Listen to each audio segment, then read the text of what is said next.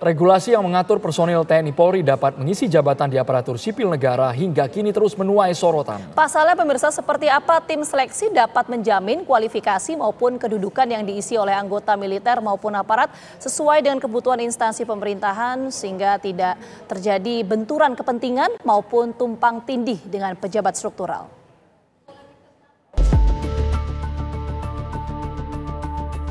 Regulasi turunan Undang-Undang Aparatur Sipil Negara yang mengatur mekanisme anggota TNI Polri dapat menduduki jabatan sipil milik ASN hingga kini terus digodok. Mekanisme personel TNI Polri menjadi birokrat di pemerintahan akan disesuaikan dengan kualifikasi pendidikan, kompetensi, kepangkatan, rekam jejak hingga integritas.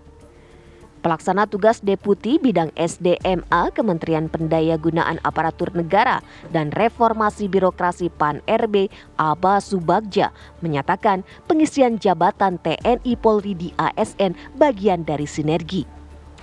Aba menggarisbawahi jabatan yang diemban personel TNI Polri di instansi pemerintahan pusat adalah sebuah kebutuhan. Nah, jadi yang pertama memang sinergitas pengisian jabatan TNI Polri itu memang penting. Jadi sinergitas itu penting. Karena di ASN pun sebetulnya ada jabatan-jabatan di instansi tertentu yang memang dapat diduduki. Jadi dapat itu bisa iya, bisa tidak. Karena dia dapat, maka kompetensinya itu harus nyambung antara kompetensi jabatan itu dengan kompetensi di jabatan ASN. Jadi contoh misalnya kalau kita bicara di Kementerian Pertahanan, di BNN, misalnya ada Deputi Penindakan, kan itu bukan hanya bisa diisi oleh ASN, tapi juga bisa atau dapat juga diisi oleh teman-teman dari Polri sepanjang, nah ini sepanjang catatannya, kompetensi PNS-nya belum terpenuhi. Ya, misalnya di Deputi Penindakan, mereka belum punya kompetensi di bidang itu, bisa saja nanti teman-teman Polri bisa mengisi di jabatan itu yang kompetensinya memang tadi nyambung dengan kompetensi di jabatan itu. Sebetulnya instansi yang akan ditempati itu sudah menentukan jenis-jenis jabatan mana saja yang dapat diisi oleh personil TNI atau personil Polri. Jadi kita tahu betul mana, oh ini ada deputi pencegahan atau deputi pemberantasan gitu ya. Nah itu bisa saja dapat diisi oleh, sehingga tidak ada benturan. Jadi kita tahu betul bahwa teman-teman di dalam tuh ini loh yang sudah terpenuhi. Sementara pihak yang menentukan posisi anggota TNI Polri di ASN yakni setingkat menteri. Meski mereka tidak dapat alih status terkait kedudukan di militer, namun TNI Polri di instansi pusat dapat menduduki jabatan eselon 1 maupun eselon 2.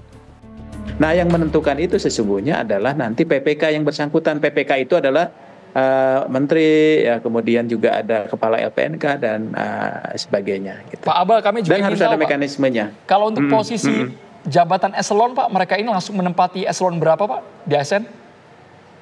Dia bisa eselon 1, eselon 2 juga bisa. Ya. Tapi sekarang ini tidak bisa beralih status, Mas Andro, gitu ya.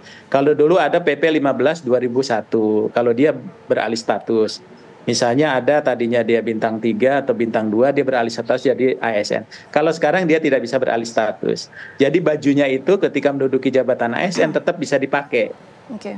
Gitu. Tapi pensiun bukan pensiun PNS. Pensiunnya itu tetap menggunakan pensiun di TNI atau Polri.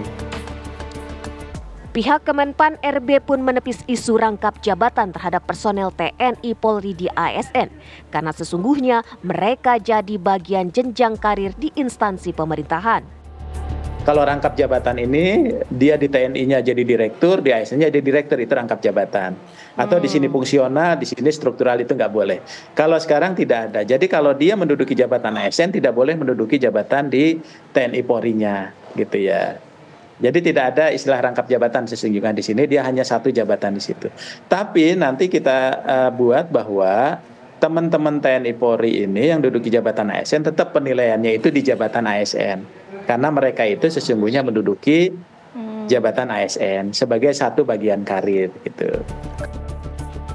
Pengamat kebijakan publik Agus Pambagio beranggapan bahwa uji seleksi personel TNI Polri di ASN harus dicermati secara seksama, sehingga kebutuhan kinerja dalam birokrasi terpenuhi. Nah, kalau sekarang heboh, menurut saya ya sudah berjalan gitu. Mungkin tidak terungkap ya, karena sekarang kan Undang-Undang Nomor 5 2014 sudah dirubah menjadi Undang-Undang Nomor 20 tahun 2023 untuk ASN.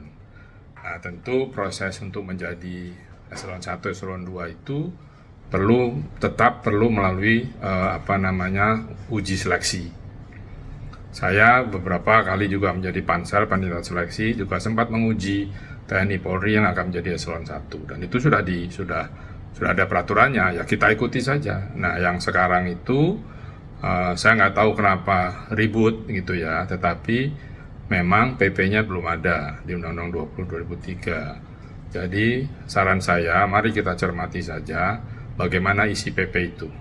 Ya, jadi sekali lagi nih, bukan hal baru, sudah ada, tetapi untuk PP-nya kita harus cermati supaya kita tidak kembali lagi kepada era di zaman Orde Baru. Aturan yang tertuang dalam manajemen ASN ini telah disetujui Presiden Joko Widodo pada 5 Februari 2024 lalu. Susunan panitia antar kementerian atau PAK pun sudah dibentuk agar implementasi regulasi rampung. Tim TV One mengabarkan.